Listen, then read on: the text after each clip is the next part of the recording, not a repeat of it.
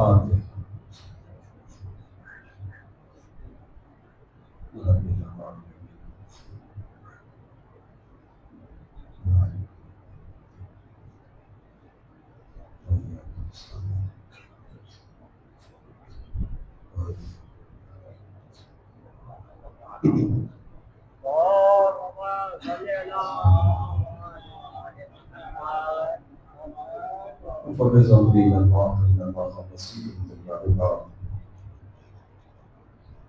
أعوذ بالله السميع العليم من الشيطان اللعين الرجيم. بسم الله الرحمن الرحيم. الحمد لله الذي لا يبلغ مدحته القائل ولا يحسن أعضاءه العاد ولا يؤدي حقه المجتهد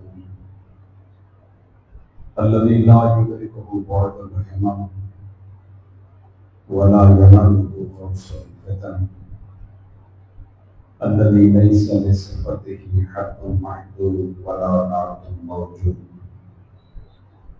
ولا أجل ممدود ولا رفع معدود فترى الخلائق بقدرته ونشر الرياح برحمته وبدد بالصخور والجبال أرضه ثم الصلاة والسلام على سيد الأنبياء والمرسلين خاتم النبيين بالقاسم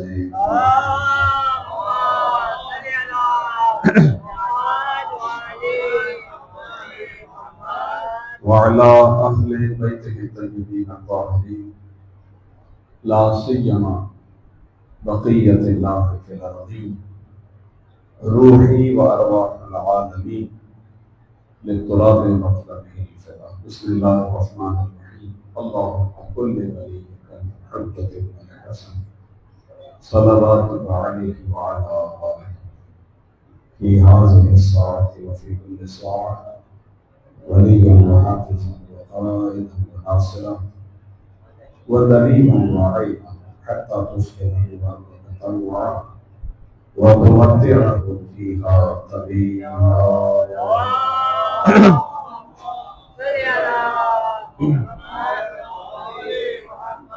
واللعن الدائم على أعدائهم أجمعين.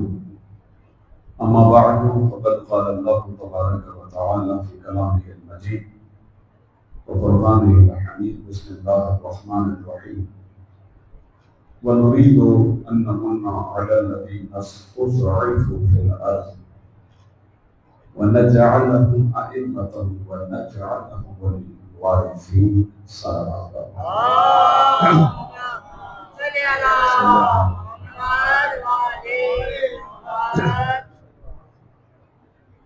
अज़ली गिरामी कदर सूरह मुबारक क़सस की आयत नंबर 5 की तिलावत का शरफ हासिल हुआ और इस आयत शरीफा के ज़ैल में आपकी खिदमत में चंद एक अराइज़ और चंद एक मतालिब पेश करने की सआदत हासिल होगी। सिलसिला आज़ाद तकरीबन अपनी आखिरी मराहिल के करीब है और बड़ी खुश नसीबी की बात है और सआदत की बात है कि परवरदिगार ने हमें अपने प्यारों के जिक्र में मसरूफ रखा, फर्श अज़ाए हुसैनी की बरकतें समेटने का मौका अता फरमाया और हमने इसी फर्श अज़ा से अपने लिए सामान शफाअत को इकट्ठा किया और यकीनन ये वही मोहब्बत है कि जिस मोहब्बत के सदक़े में हम इस काबिल हो सकते हैं कि अल्लाह के रसूल की खिदमत में शफाअत का दस्त दराज कर सकें और तवक्को कर सकें कि वो रसूल जिसे अल्लाह ने शाफ़िए महशर बनाया है वो यकीनन शफ़ी उम्मत इमाम हुसैन के सदक़े हमारी शफ़ाअत फरमाएंगे इंशाअल्लाह। सिलसिला गम आज 6 रबीउल अव्वल में दाखिल है और आपके ज़हनों में है तारीख। मुसलसल मजालिस से आज़ाद सुनने वाले लोग हैं आप कि 8 रबीउल अव्वल करबला की जिहद से और वाक़या करबला की मुनासिबत से वो आखिरी रोज़ होता है और आप इन अय्याम को अलविदाई अय्याम के नाम से ताबीर करते हैं। लेकिन इन्हीं दिनों में दो और मुनासिबतें हैं, उन मुनासिबतों को भी मलूज़ खातिर रखना चाहिए। पहली मुनासिबत का ताल्लुक तारीख से है, हिस्ट्री से है। ठीक है, वाक़या करबला के एतबार से तो 8 रबीउल अव्वल इख्तितामी दिन है और आखिरी अय्याम है, लेकिन अगर आप 28 सफर को ज़हन में रखें जो कि रसूलुल्लाह की शहादत का रोज है, उस एतबार से तो गोया मुसीबत का दरवाजा खुलता है। इसलिए कि अहले बैत की मुसीबत का आगाज उसी दिन से शुरू हुआ जिस दिन अल्लाह के रसूल इस दुनिया से तशरीफ ले गए। जब तक अल्लाह के रसूल हयात थे तो अहले बैत का चर्चा था, अहले बैत का एहतराम था, पर किसी की मजाल नहीं होती थी कि अहले बैत के बारे में कोई बात कर सके। लेकिन बाद रसूल सबसे पहले सैयदा के घर की तौहीन की गई। वो बीवी जिसे खातून में जन्नत करार दिया गया, वो खातून और वो बीवी कि जिसके बारे में अल्लाह के रसूल ने इरशाद फरमाया कि इन्नल्लाह यर्ज़ा लिरिज़ा फातिमा, खुदा फातिमा के राजी होने की वजह से राजी होता है, और अगर फातिमा गजबनाक हो जाए तो खुदा गजबनाक हो जाता है। उस बीवी के इतनी फजीलत रखने वाली शहजादी के दरवाजे की तौहीन हुई और घर को जलाने का कहा गया। वो अमीरुल मोमिनीन कि जिनके फज़ाइल तारीख इस्लाम में जा बजा मिले, वो अमीरुल मोमिनीन इस कदर मसलूम हुए कि 25 साल तक मेरे मौला दर्द दिल लिए हुए गोशा नशीन की जिंदगी बसर करने पर मजबूर हुए। जब सैयदा को अपने हाथों से कब्र के हवाले किया था मौला अली ने, तो ये जुमला कहा था, ऐ फातिमा अपने बाबा को बताना जरूर है, अपने बाबा को बताना जरूर कि आपकी उम्मत ने आपके भाई के साथ क्या किया। रसूलुल्लाह के बाद ये वो दिन है, इन्हीं दिनों से इन मुसीबतों का आगाज हुआ। और 28 सफर इमाम हसन मुश्तबा की शहादत का रोज भी है। अगरचे हमारे यहाँ मुस्तनद किताबों के अंदर तारीख के अंदर 7 सफर इमाम हसन मुश्तबा की शहादत की तारीख भी है, बतलाई गई है, लेकिन हमारे यहाँ मशहूर है 28 सफर, और हम 28 सफर पर जिक्र इमाम हसन मुश्तबा भी करते हैं। उन्हीं इमाम हसन मुश्तबा ने अपनी सबसे बड़ी मुसीबत करार दिया इसी वाक़े को। इमाम ने इरशाद फरमाया, हमारी सबसे बड़ी मुसीबत ये थी कि हमारी माँ पर जलता हुआ दरवाजा दिया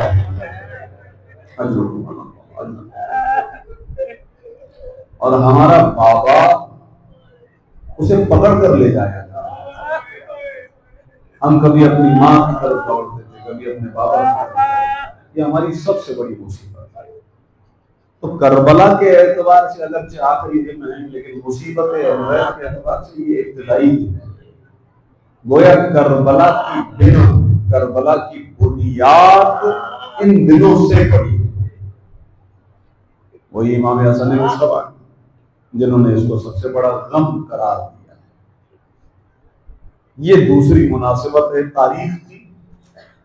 और तीसरी मुनासिबत जिसके एतबार से आज की मजलिस आज़ा मुनक़िद हुई, मेरे भाई ने मजलिस आज़ा मुनक़िद की फर्श आज़ा बिछाया, खुदा उनको जज़ाए खैर दे। और वह मुनासिबत है 8 रबीउल अव्वल की ही कि वो सिलसिला आज़ाद जो अहले बैत ने बाद रसूल तसलसल के बाद इसके साथ देखा। आप गौर कीजिएगा कि हमारे आइम्मा मासूमीन में सबसे बड़ी उम्र मुबारक ज्यादा से ज्यादा जो है वो हमारे छठे मौला की है, 65 ईयर्स, 65 वर्ष। मौला अली अलैहिस्सलाम की उम्र मुबारक वही है जो रसूल की है, 63, 63 वर्ष।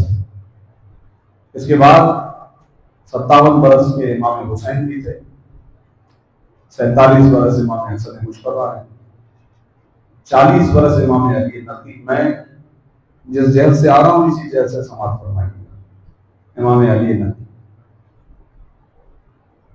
और आइम्मा मासूमीन ने 30 से भी कम उम्र 2 इमाम होंगे। एक हमारे इमाम मोहम्मद तकी हैं जिनकी उम्र 25 वर्ष, 25 वर्ष के अंदर अंदर इमाम को शहीद किया। और दूसरे हमारे 11वें इमाम है हजरत इमाम हसन अस्करी अलैहिस्सलाम।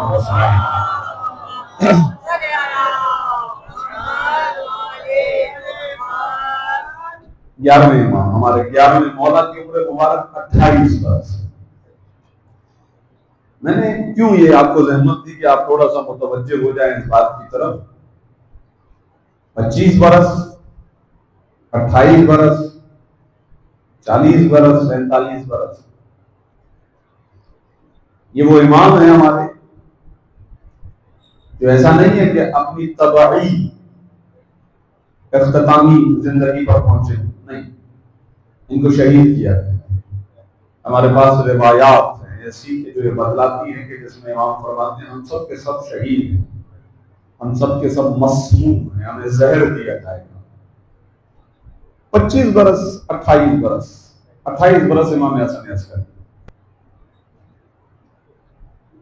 ये जिहद बहुत काबिल तवज्जो है कि अहले बैत का वजूद ये लोग बर्दाश्त नहीं करते, उम्मत बर्दाश्त नहीं करते। एक के बाद एक को जहर दिया जाता है। वाकई करबला के जैसे अजीम जुल्म के बाद फिर इमाम ज़ैनुल आबिदीन जहर, इमाम मोहम्मद बाक़िर जहर, इमाम जाफर सादिक सबको जहर दिया जाता है। ये हमारे इमाम हैं।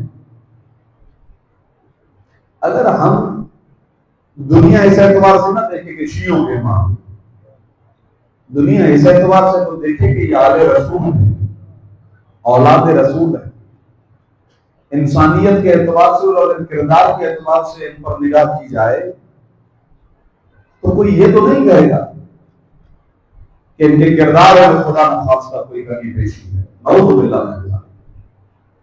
अगर ये वारिस रसूल हैं तो रसूलुल्लाह की जात की तरह इनका दामन निभाना है। इस्मत कुबरा के दर्जे पर फायज है, ये तो मेरा अकीदा है। लेकिन कमाल किरदार रखते हैं इसका तो मुआशरा भी गवाही देता है। एक इंसान को सबसे पहले अज हैसियत इंसान देखा जाता है, अज हैसियत बशर देखा जाता है। दुश्मनों ने भी जब इनकी जिंदगी को देखा तो कलम उठाया तो यही जुमला था, इनसे बेहतर कोई आबिद न था, इनसे बेहतर कोई ज़ाहिद न था, इनसे बड़ा कोई शजा न था, इनसे बड़ा कोई इबादत गुजार न था, इनसे बड़ा कोई सही न था। ये जो जुमले कह रहा हूं आपको, यानी सवाई के मुहर्रिका तक में इस तरह के जुमले आपको मिलेंगे। अहले बैत की फजीलत, इन हस्तियों को देखा तो कहा कि हाँ ये अपने जमाने के सबसे अच्छे इंसान, तमाम तर अच्छी सिफात इनकी अज़वाज मुक़द्दसा में जमा है। सरकार जब ऐसी बात है फिर क्या तकलीफ है, क्यों नहीं जीने देते? आज भी हमने देखते हैं कि दुनिया में इस तरह की कैफियत हमारे सामने आती है कि जिसका वजूद हमें भाता नहीं है, हम उसको खत्म करने की कोशिश करते हैं। ये तरीका है जुल्म। लेकिन एक और हकीकत भी अपनी जगह पर हमेशा जिंदा रहेगी, और वो ये कि किसी की शख्स को, जात को, बंदे को, इंसान को मारना आसान है, इंसान की फिक्र को मारना नामुमकिन है, उसके पैगाम का इख्तिताम नामुमकिन है। जैसे कि रसूलुल्लाह की जात गिरन, रसूलुल्लाह बड़ी बड़ी उम्र के हो गए, औलाद नहीं बचती थी। तो शुरू में तो बहुत रसूलुल्लाह को तकलीफें देते थे, कभी बच्चों को कह देते थे पत्थर मारो। अब ये भी अजीब इंतजाम था, इन्होंने कह दिया कि बच्चों से क्या तंग करो, पत्थर मारो। अक्सर जो है वो जब शिकायतें होती थी रसूलुल्लाह को अजियतें देने की, हजरत अबू तालिब के पास आते थे। हजरत अबू तालिब जो है वो फैसले किया करते थे, ऐसा मत करो, ऐसा मत करो, ऐसा मत करो। अब उन्होंने कहा कि अगर हम डायरेक्टली रसूलुल्लाह को कोई तकलीफ देंगे तो हजरत अबू तालिब को फेस करना पड़ेगा। तो अब हम ऐसा करते हैं कि बच्चों के हवाले कर देते। ये कुरान में रसूलुल्लाह के बारे में है कि रसूलुल्लाह को कहते थे ये मजनून है, नाऊज़ु बिल्लाह मिन ज़ालिक। बच्चे 12 दिन बैठे हैं, लेकिन मैं रसूलुल्लाह के लिए अल्फाज कह नहीं सकता मिंबर से, तो इंशाल्लाह मजनून का तर्जुमा आप समझ जाएंगे। खुदा ने कहा कि अंतर ही पता चल जाएगा कि तुम में से कौन मजनून है। मोहम्मद वाले मोहम्मद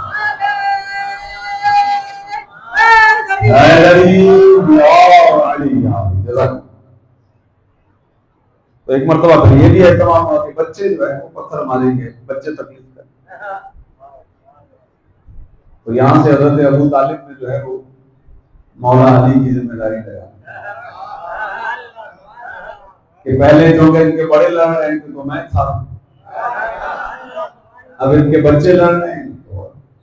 अब जब मौला अली ने इंतकामी कार्रवाई के अंदर किसी की टांग तोड़ी, किसी का बाल, तो किसी की आंख तोड़ी, तो रोते हुए भी आए और आकर कहने लगे अबू तालिब ये देखो तुम्हारे बच्चों का खेल है, बच्चे आपस में लड़ते रहते हैं कि ऐसी बात होती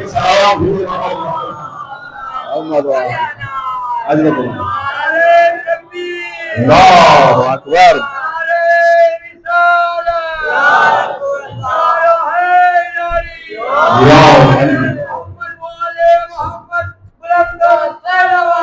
अल्लाहुम्मा सल्ली अला मुहम्मद व आले मुहम्मद।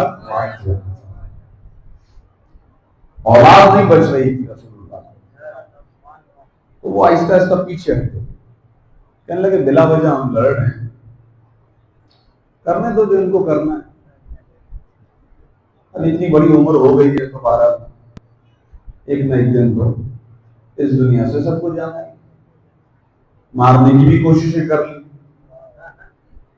कई मरतबा कत्ल करने की कोशिशें की। जब तक हजरत अबू तालिब थे तब तक मसला नहीं था, प्रेशर बढ़ गया तो शेब अबी तालिब में ठहरे। शेब अबी तालिब ने अल्लाह के रसूल ने जब पनाह दी हजरत अबू तालिब के पास, तो मसलन ये बिस्तर है जिस पर रसूल सोएंगे, लेकिन रात को उस बिस्तर पर अली दिखाई दे रहे थे, रसूल नहीं होते थे। हजरत अबू तालिब कहते थे अली तुम सो जाओ, कहीं किसी के पास ये बात न पहुंच जाए, रात का वक्त है, खुली वादी है, कहीं से हमला हो जाए। ये रबीउल अव्वल की इत्तेफाक से पहली तारीख वो तारीख है कि जिस दिन शब हिजरत का वाक़या पेश आया। तो ये तो परवरदिगार आलम ने अली इब्न अबी तालिब की फजीलत पर मोहर साबित कर दी। और लोगों में से बार ऐसे भी हैं कि जो सोकर अपना नफ्स बेच कर बढ़ती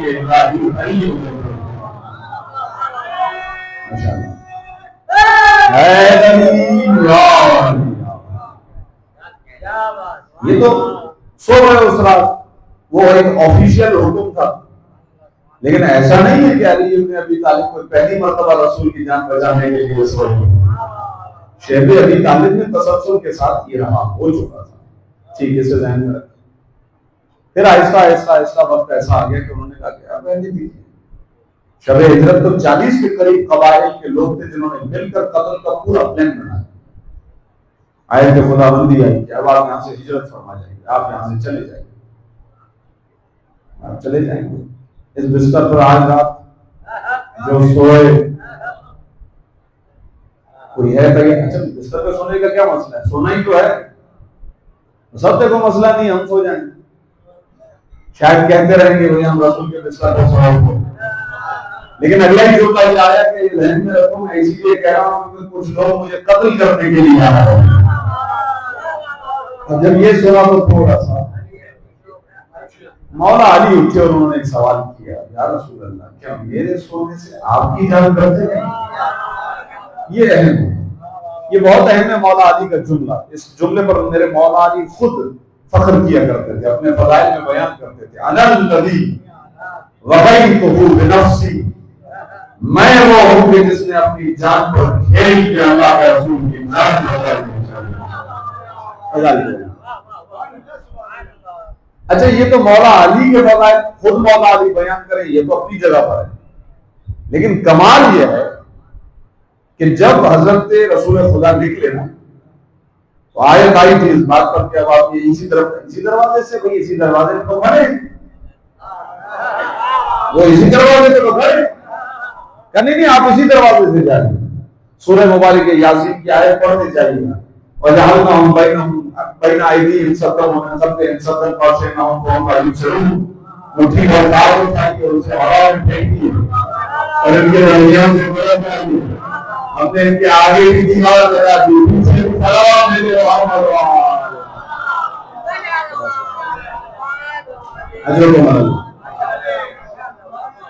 अब आप चले जाइए। अब वो इंतजार करते रहे। आपको पता है कि रसूलुल्लाह और मौला अली की उम्र मुबारक के दरमियान 30 साल का फासला था। बहुत माशाल्लाह समझदार मुम्मिन मेरे सामने तशरीफ फरमाए, आपसे इशारों में ही गुफ्तगू करता हूं अक्सर। 30 साल का फर्क दुनिया देखती है, जो दरवाजे पे खड़े थे उन्हें महसूस नहीं होता। सारी रात यही सुबह रहा कि रसूल बोले, सारी रात। और फरमाएगा ये इसी रबीउल अव्वल, अपने आपकी खुद में कोशिश कर रहा हूं कि सारी मुनासिबतों को जमा करता हुआ तेजी से आगे बढ़ूं। ये पहली रबीउल अव्वल की मुनासिबत है, रसूलुल्लाह की हिजरत पहली रबीउल अव्वल है, गुजरी है। आए गरीब कत्ल करना चाहते थे तो ऐसे चादर हटाई, चादर हटाई, मौला बच्चा दूर से 30 साल का फर्क दूर से दिखाई नहीं दे रहा, तो हम इनसे कहेंगे जनाब आपकी गलती नहीं है, यहाँ तो फरिश्ते भी परेशान हो जाते हैं कि अगर चादर में आ जाए तो सवाल करते हैं बुलाए कौन थे,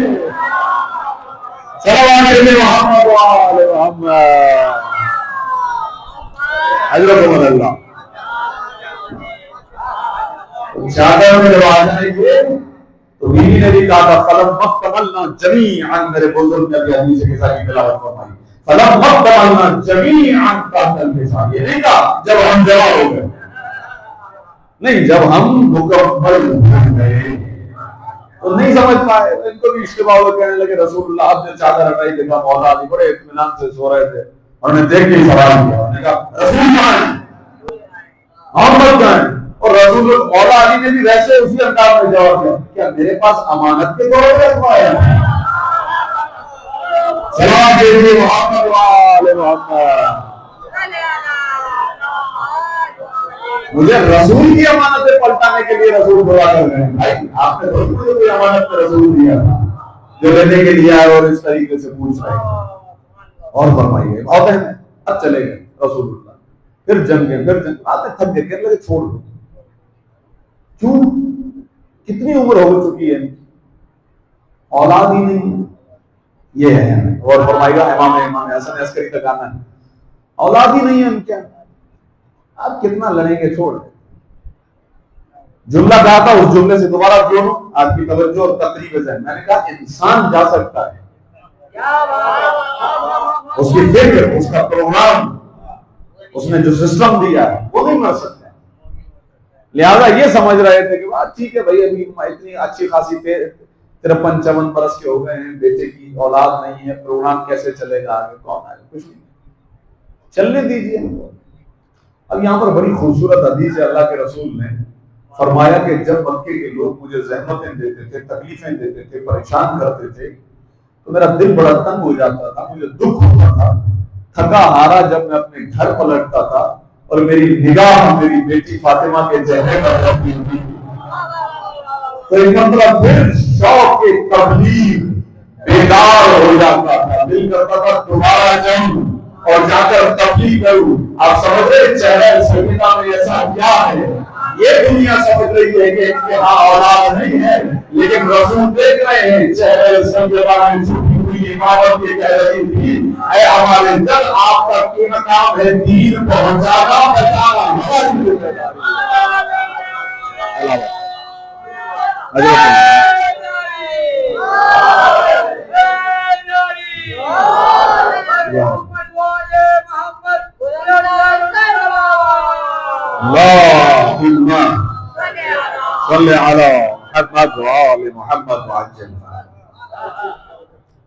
अब यही सबब है कि मौला अली से लेकर हजरत हुज्जत तक हर हस्ती ने दीन बचाया, दीन बचाया। ये मैं अपने नौजवानों के लिए रुक कर जुमला कह रहा हूं, दीन बचाया, किसी की हुकूमत नहीं बचाई। ये सोशल मीडिया ने हमारे नौजवानों को थोड़ा सा परेशान भी कर रखा है, क्योंकि हमारे नौजवान थोड़ा सा दीन से दूर है। और ये मैं गिला अक्सर आपकी मेंबर से करता रहता हूँ, और जहां मुझे मौका मिलता है तो मोमिनीन और नौजवानों को मुतवज्जे करता हूँ कि दीन से क्लोज हो जाए, अहले बैत से क्लोज हो जाए। अहले बैत वो हैं कि जवाब से पहले सवाल भी बता दिया। ये इल्म इलाही के वारिस, इल्म रसूल के वारिस, कुरान के वारिस, इल्म इनके घर का है। लिहाजा मौला अली से लेकर 11वें इमाम तक आपको मुख्तलिफ वाक़यात मिलेंगे। कभी बनी उमैया की हुकूमत चल रही है, तो कभी बनु अब्बास की हुकूमत चल रही है। फुला इमाम गए दरबार के अंदर, वो मसला हल कर दिया। 5वें इमाम ने उस जमाने में करेंसी का मसला हल किया, और न जाने 8वें इमाम ने, 9वें इमाम ने। तो हमारे यहाँ नौजवान बेचारे थोड़े से परेशान हो जाते हैं जब अचानक से कोई सवाल आता है। भाई आप सरकार बिला वजह मजलिस आज़ा मुनक़्क़िद करके उसको अच्छा बना दिया, तो उसको बुरा बना दिया, उसको जालिम बना दिया, तो उसको आदिल बना दिया। कैसी बातें कर रहे हैं? तारीख में लिखा हुआ है, आपके इमाम जाते थे, जाकर बैठते थे दरबार में, जाके सवालात के जवाब भी देते थे।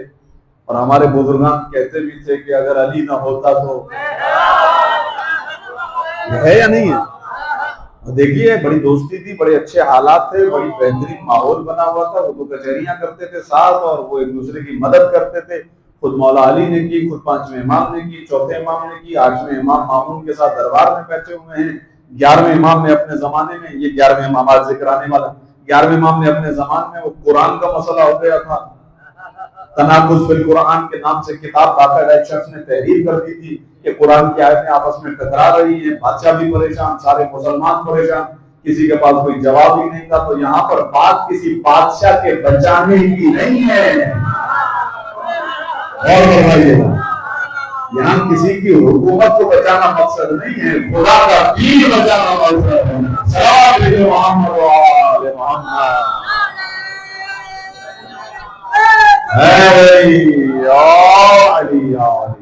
और फरमाइएगा, ये मेरे नौजवानों को मैंने मुख्तसर जवाब दिया। अली की निगाह में, हाँ औलाद अली की निगाह में मकसद है दीन, अल्लाह का दीन। जिसकी तरफ से वो आए हैं उनके कंधों पर जिम्मेदारी है दीन। लिहाजा हमारे 11वें इमाम के जमाने में ये वाक़या पेश आया था। इशारा मैंने आपकी खिदमत में आज कर कि कुरान के खिलाफ किताब लिखी जा रही थी। खूबसूरती है बड़ी, तनाकुज़ुन फिल कुरान या तनाकुज़ुल कुरान। तनाकुज़ कहते हैं दो चीजों का आपस में टकराना। तो मौसूफ जो थे बड़े अच्छे आलिम थे, और कोशिश कर रहे थे कि कुरान के अंदर जो बातें आपस में टकराती हैं उनको जमा कर रहे थे। पहली बात तो ऐसी कोई बात नहीं। हमारा अकीदा ये है कि कुरान की बाज आयतें कुरान की बाकी बाज आयतों को समझाती हैं। अल कुरान युफस्सिरु बअदुहु बअज़ा। बिहारुल अनवार में मुल्ला बाक़िर मजलिसी ने इस जुमले को लिखा है, अगरचे इसका सिलसिला सनद बयान नहीं किया कि किस इमाम से मनक़ूल हुई है, लेकिन हमारे उलमा ये रेफरेंस देते हैं किताबों के अंदर, अल कुरान युफस्सिरु बअदुहु बअज़ा, यानी कुरान का बाज़ हिस्सा दूसरे बाज़ हिस्से को समझाता है, तफसीर करता है। तो हमारे यहाँ राय नहीं है। अगर आपकी समातें बेदार हैं तो तवज्जो फरमाइएगा, 11वें इमाम के जमाने में ये वाक़या पेश आ रहा है। अब्बासी खलीफा बैठे हुए। ये भी आपकी खिदमत में अर्ज कर दूं कि मामून के बाद, मामून उसके बाद थोड़ी सी मजबूत हुकूमत रही है, जुल्म के एतबार से वो मुतवक्किल की रही है। बाकी इसके अलावा कचरा है, क्योंकि इक़्तिदार बहुत ज्यादा था, पैसा बहुत ज्यादा था, ताकत बहुत ज्यादा थी, लेकिन इनकी हालत ये थी कि वो उसको मार रहा है, वो उसको मार रहा है, इक़्तिदार की खातिर भाई भाई को मार रहा है, चचा साहब को मार रहा है, ये आपस में लड़ते रहे। लेकिन इनकी निगाह फिर भी है से हटी नहीं है। और फरमाइए, लेकिन ये जब तख्त पर बैठे तो फिर भी अपना तवज्जो का तालिब इस फिल्म की तरफ, तख्त पर बैठे हैं और यही ज़हन में क्या कि हम खलीफा रसूल हैं। आ कैसे रहे तख्त पर, वो मैंने आपको अर्ज कर दिया। कोई किसी को कत्ल कर रहा है, इसी मामून ने अपने भाई अमीन को कत्ल किया था, हादी को कत्ल किया गया, मोतज कत्ल हुआ, इससे पहले जो है वो मोतदा जो था वो कत्ल हुआ। ये सब एक दूसरे को कत्ल करते थे। कोई किसी को जिंदान में बंद करके चाबी ताला लगा दिया, वो वहीं पे टूट के मर गया, किसी को जहर की चादर के अंदर, ये सारे वाकयात हैं, इसके वक्त नहीं है, लेकिन इशारा दे रहा हूं कि इसी इख्तिदार की तरफ ये इस तरीके से आए। लेकिन जब बैठते थे हम खलीफा रसूल, खलीफा रसूल। अच्छा ठीक है भाई, मजबूरी है, आप अपने भाई को नहीं छोड़ रहे तो किसको छोड़ सकते हैं? मरता क्या ना करता, सबको मानना पड़ेगा। मानते थे लोग, चले जुमला कह देता हूं, आज भी तो मानते हैं ना। सलावत भेजे मोहम्मद व आले मोहम्मद।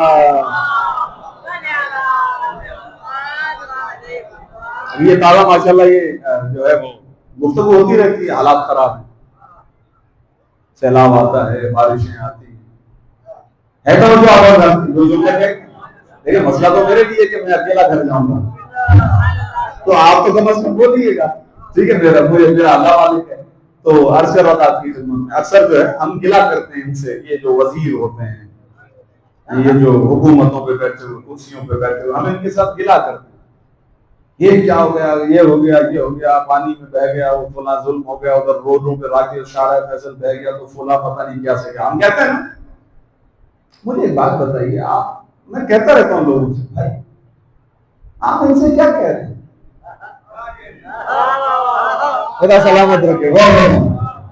आप इनसे इनको आपकी परवाह होगी तो होगी, तो क्यों होगी? क्या मगर आप इनको जितवा कर बिठा कर, क्या यहां कभी ऐसा हुआ है? जिसकी मर्जियों से बिठा दिया जाता है। तो जब इन हुक्मरानों को पता है कि हम आवाम की मर्जी से नहीं कहीं और से बनकर आएंगे, तो इन्हें आपकी क्यों परवाह होगी? आप बैठ जाएंगे, अमल करेंगे, सलाम भेजिएगा मोहम्मद वाले मोहम्मद। हकीकत तो यही है। पता नहीं कहां हम 70 साल से अपना टाइम जाया कर रहे हैं। आगे बढ़ता हूँ अज़ीज़ान निगरान की तरफ। तो भाई आप तो चले, अब आप आ गए, अब किसी भी तरीके से आ गए, तो तारुफ क्या करवा दें? खलीफा रसूल। बड़े बड़े मसाइल आए, लेकिन हम 11वें इमाम की बात कर रहे हैं। 11वें इमाम को पता चला कुरान का मसला है, तो मैंने कहा ना ये जिम्मेदारी है। इन्ना नज़्ज़लना, हमने इस कुरान को नाज़िल किया, इन्ना लहू लहाफ़िज़ून, हम हैं इसकी हिफाजत करने वाले। हम इमाम ने उस शख्स के एक शागिर्द को बुलाया, ये क्या कर रहा है तुम्हारा उस्ताद? जनाब उस्ताद है, उस्ताद का एहतराम है, क्या कर सकता हूं? एहतराम है, लेकिन बात कुरान की है, उसे टोको का नहीं टोक सकता है, उस्ताद है। ठीक है, कहते टोको नहीं, सवाल करो। सवाल क्या सवाल करो? सवाल इतना करना है, अच्छा ये बताओ, ये जो तुम लिख रहे हो किताब, कुरान की आयतों को पढ़ने के बाद तुम ये समझे हो कि ये आयत इस आयत से टकरा रही है, क्या तुम कसम खा के कह सकते हो कि जो तुम्हारे ज़हन में आया है पूरा वही कहना चाह रहा है? क्या ऐसा है? बस ये सवाल करना है तुम्हें। अब शागिर्द भी घबराया हुआ, पहुंच गया उस्ताद के पास, कहा उस्ताद एक सवाल कई दिनों से मेरे ज़हन में, पूछो। ये जो आपने इस आयत से ये माना दिया, इस आयत से आपने ये मुराद दी, फिर आपने कहा कि ये मुराद इस मुराद से टकरा रही है, ये माना इस माना से टकरा रही है, ये आपके ज़हन में आने वाला माना है या खुदा ने यही माना लिया है? गौर करिए।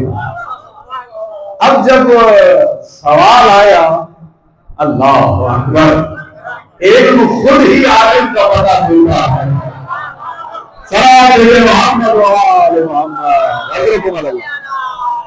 सलामत रहे। इल्म खुद ही बता। उस्ताद ने देख के कहा कि अच्छा ये मतलब सवाल कहां से लाए, सवाल कहां से आए। अब वो बौखलाया, परेशानी भी होती है ना, बौखला के कहने लगा कि नहीं मैं अपनी तरफ से कहा नहीं, सवाल बता रहा है कहीं और से। चलें अब पूछ रहे हैं तो बता देता हूँ कि ये सवाल मुझसे इमाम हसन अस्करी ने पूछा। इमाम जैसे उसने सुना उसने उठा, अपनी जगह से उठा और उसने वो किताब जो लिखी किसी हद तक लिख चुका था, मशहूर हो गई थी ये किताब, ये लिख रहा था, उसने उठा और उसके बाद वो किताब जो है उसी वक्त उसको जलाया।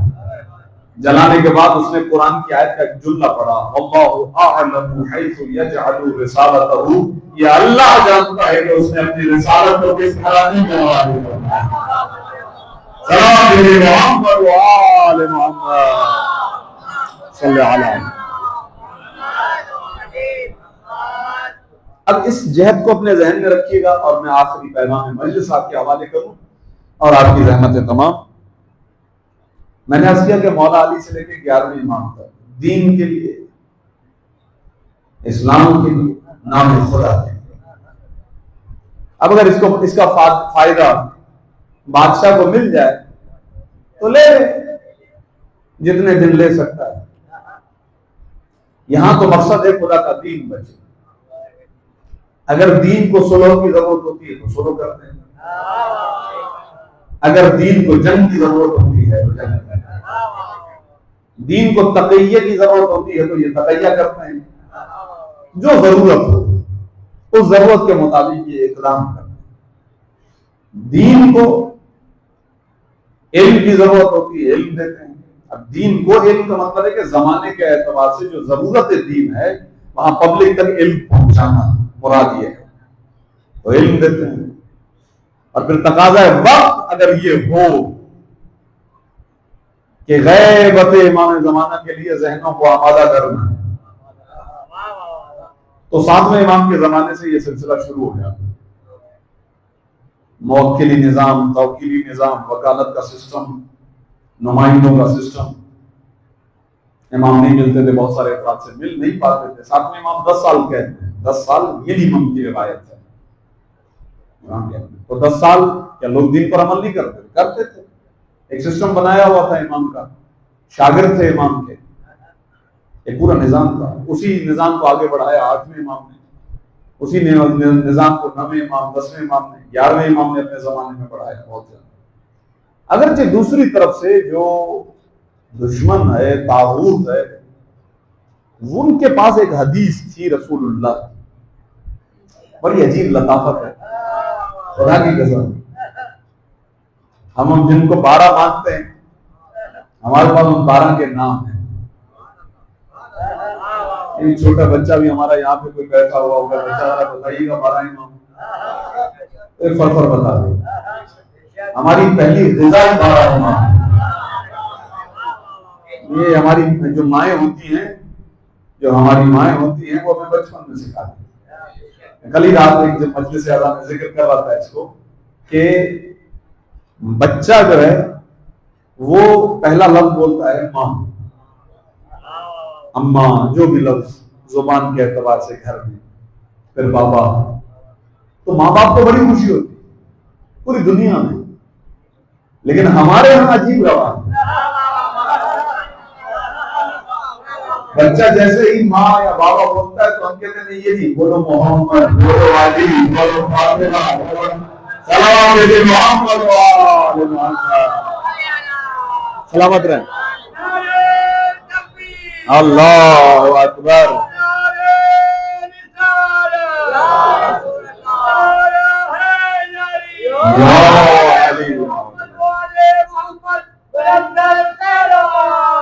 अल्लाह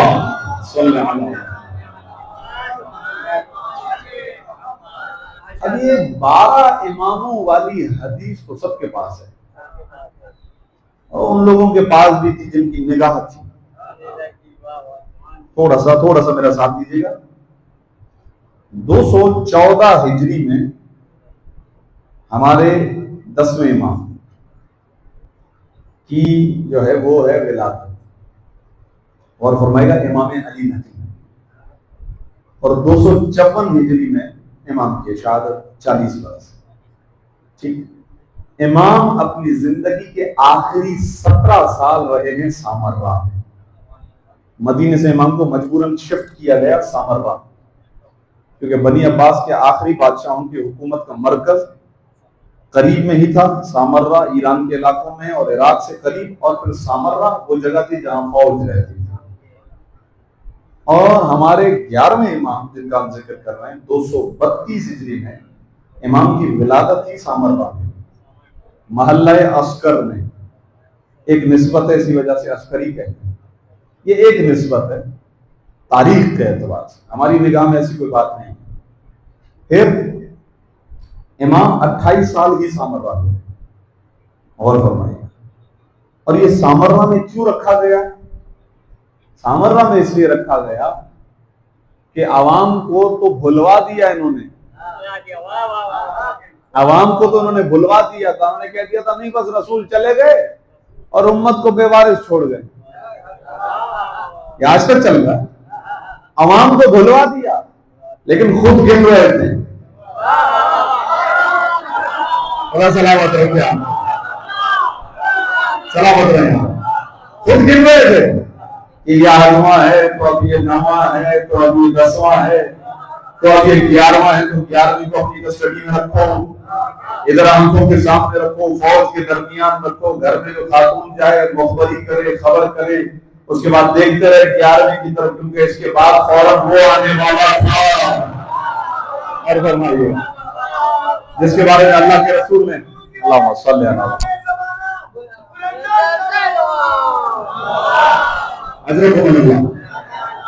सलामत रहें, उनको पता था कि अब जो आने वाला वो कौन है, जिसके बारे में रसूलुल्लाह ने बाकी सारे तारुफ बाद में करवाए। पहले का वो जुल्म को खत्म करेगा। तो बेचारी आवाम तो हमेशा से मजलूम रही थी, सही ना, उनको तो उन्होंने बुलवा दिया कि कोई बार आने वाला था, लेकिन जालिम को पता है कि ये आएगा तो हो जाएगा। लिहाजा पूरी निगाह रखी, पूरी निगाह रखी कि हमें पता चल जाए। अब तलाश कर रहे हैं कि इमाम हसन अस्करी की कोई ज़ौजा, कोई ज़ौजा जहां हमल का पता चल जाए तो हम उसको खत्म करवा दें।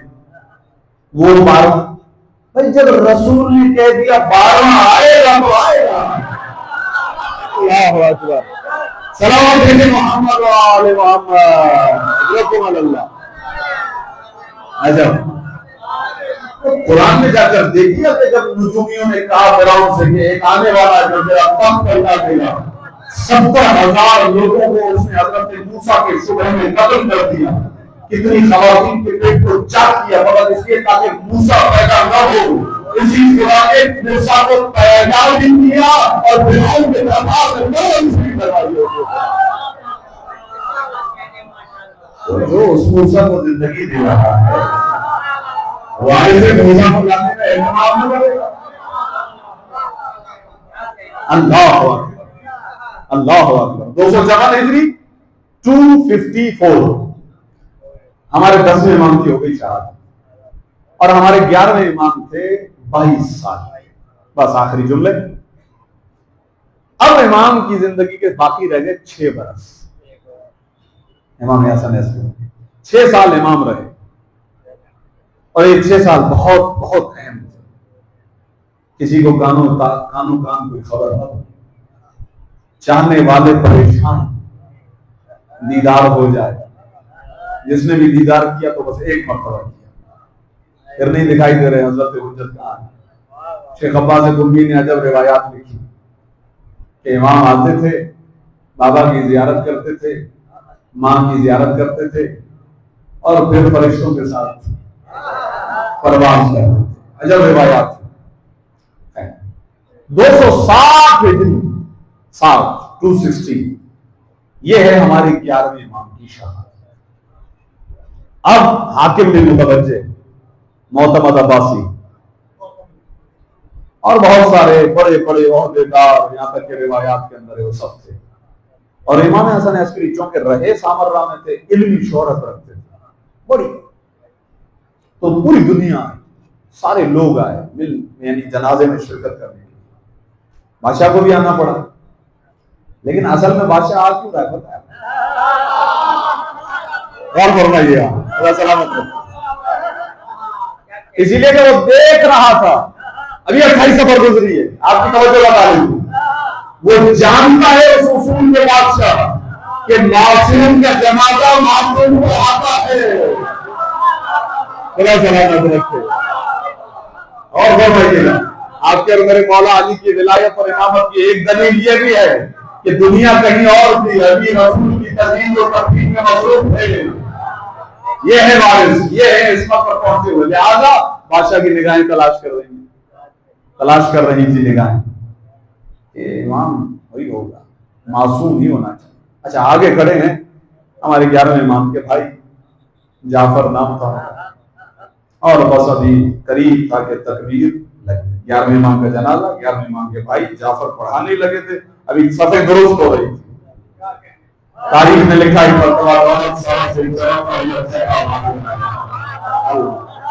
सुभान अल्लाह, 5 बरस, 4.5-5 बरस, क्योंकि 255 15 शाबान 255 इमाम हजरत हुज्जत की विलादत, 4.5 साल। दौड़ तेजी से मुझे चलते हुए अपने चचा की आवाज से पकड़ कर जानते नहीं हो इमाम की नमाज जनाजा, इमाम मैं ज्यादा हक रखता हूँ, औलवियत रखता हूँ कि अपने बाबा की नमाज जनाजा पढ़ूं। आप हट जाइए, चचा को हटाया और इमाम खुद खड़े हो और इमाम ने नमाज पढ़ी। इसका मतलब यह कि जो भी खुदा करवाना चाहता है वो कल के सलावत दे दें।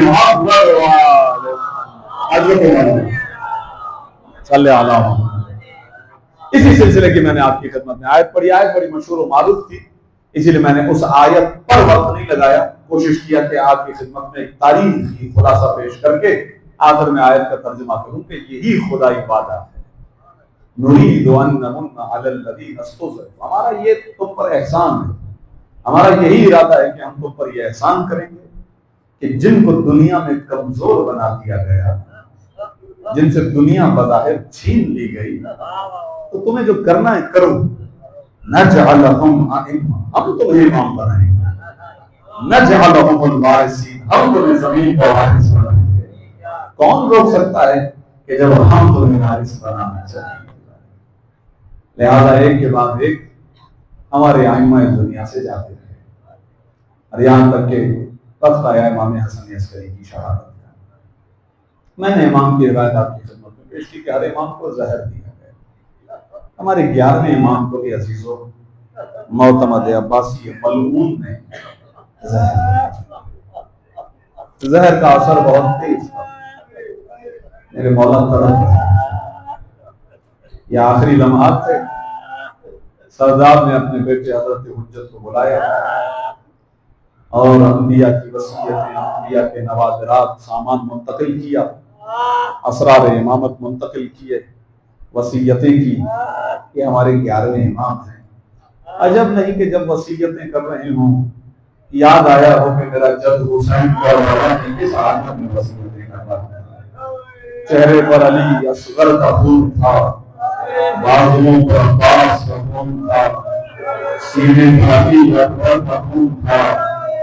इस आलम में वसीयतें कर रहे थे अपने बीमार बेटे से। ऐ मेरे बेटे, जब मदीने लौट के जाओ, आप रबीउल अव्वल मदीने पलट के आने की तारीख है। मेरे बेटे, जब मदीने पलट कर जाओ तो मेरे शीयों को मेरा सलाम और उनसे ये कहना कि काश तुम करबला में होते। तो देख देख के मैंने कैसे पानी मांगा से।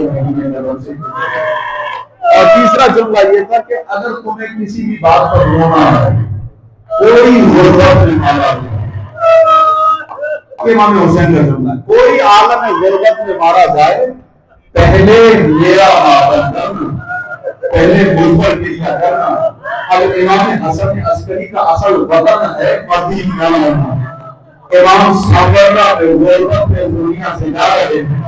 अजब नहीं कि इमाम हसन अस्करी इमाम हुसैन को रो रहे हूँ, इमाम ज़माना भी रो रहे हूँ, लेकिन इमाम ज़माना से एक जुमला कहता मौला आपके यतीमी का वक्त करीब है, अपने बाबा की वसीयतें कबूल करेंगे, लेकिन कुछ ही देर के बाद जब आपके बाबा का जनाजा आ जाएगा आप मुआवजे के तौर पर आ जाएंगे, नमाज़े जनाजा पढ़ेंगे, लेकिन मुझे लगता है कि आपके सामने तस्वीरें करबला आना हो जाएगी कि एक 24 साल जवान है, आप में हक गरीबा है, पैरों में गरीबा है, बाप का बाबा अल्लाह करीबे करबला में है।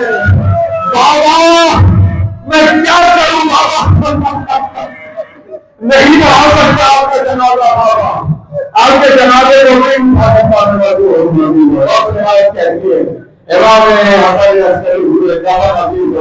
लेकिन मेरा दिल यही कहता है कि इमाम हसन अस्करी का वो जनाजा कैसे उठा।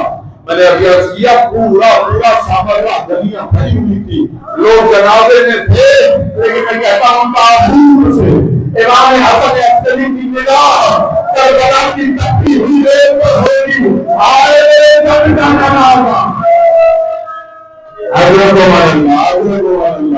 मेरे जब का जनाजा करबला की तपती रेत पर रहा, 3 दिन रहा। अगर ना वो पलट कर आने वाले दिन 200 में करने की इजाजत दीजिएगा, मैं जहमत तमाम को मैं इंशाअल्लाह बाजार से तफसील से मसाला वहां सुनेंगे, एक जुमला कहने की इजाजत दीजिएगा। बस ये बीबियां भी आ रही हैं, मदीना करीब था और जैसे ही मदीने पर निगाह मेरी जनाब कुलसूम ने कहा मदीने पर चल देना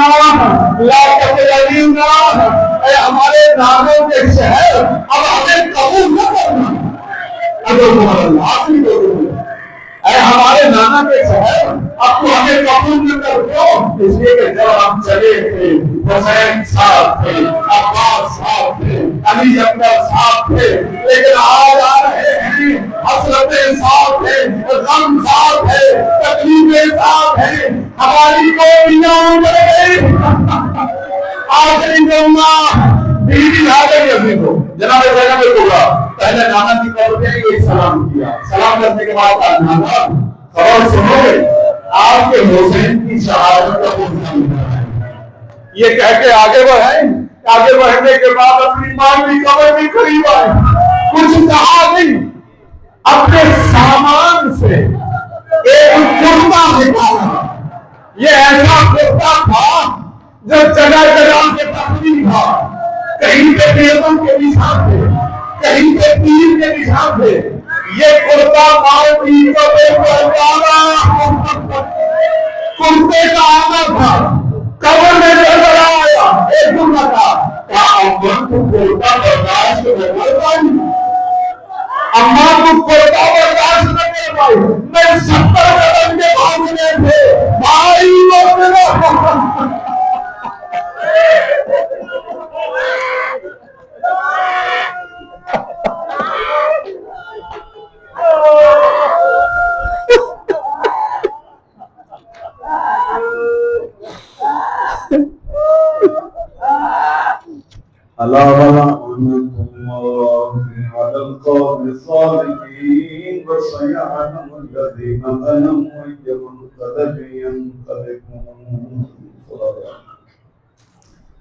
वास्ता है अहले बैत की मज़लूमियत का,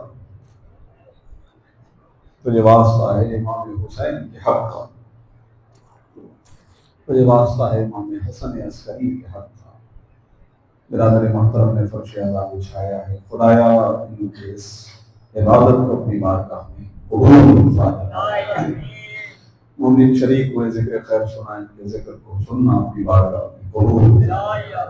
अहले बैत की मारिफत अता फरमा, अहले बैत की मोहब्बत से हमारे दिलों को मुनव्वर फरमा, हमें हस्तियों की तालीमात पर अमल की तौफीक अता फरमा। इसी तरह गमे हुसैन में जिंदगी बसर करने की तौफीक अता फरमा। इसी गम के साथ, इसी मोहब्बत के साथ, इसी इश्क के साथ, इसी विलायत के साथ क़यामत में अहले बैत के साथ महशूर फरमा। परवरदिगार बानी मजलिस की तमाम हाजात शरिया को मुस्तजाब फरमा। जो हाजात शरिया जिस मौला अली के हद का वास्ता सबकी भी मुश्किल कुशाई फरमा। आज की मजलिस अज़ामत और इमाम ज़माना की खिदमत में हम पेश कर रहे थे। हमारे मौला को हमसे राजी व खुशनूद फरमा, इमाम के ज़ुहूर में ताजील फरमा और हमें मौला के आवाम और अंसार खास में शुमार फरमा। आपसे इल्तमास से सूरह फातिहा तमाम मरहूमीन मोमिनीन व मोमिनात शुहदाए मिल्लत जाफरिया बिलखुसूस मुख्तार हुसैन इब्न शहादत हुसैन, कनीज़ बतूल बिन्त शहादत हुसैन, तस्लीम फातिमा बिन्त मोहम्मद हुसैन, शहीद हसन नसरुल्लाह और इस तरह के तमाम शहदा सबके लिए शहदाए मुकावमत और जो भी हमारे मोमिनीन उलमा बुजुर्ग शहदा सबके लिए फातिहा। बिस्मिल्लाहिर्रहमानिर्रहीम अल्हम्दुलिल्लाहि रब्बिल आलमीन अर्रहमानिर्रहीम मालिकि यौमिद्दीन इय्याका नअबुदु व इय्याका नस्तईन इहदिनस सिरातल मुस्तकीम सिरातल लज़ीना अनअमता अलैहिम गैरिल मग़दूबि अलैहिम वलद्दॉलीन। बिस्मिल्लाहिर्रहमानिर्रहीम कुल हुवल्लाहु अहद अल्लाहुस समद लम यलिद व लम यूलद व लम यकुल लहू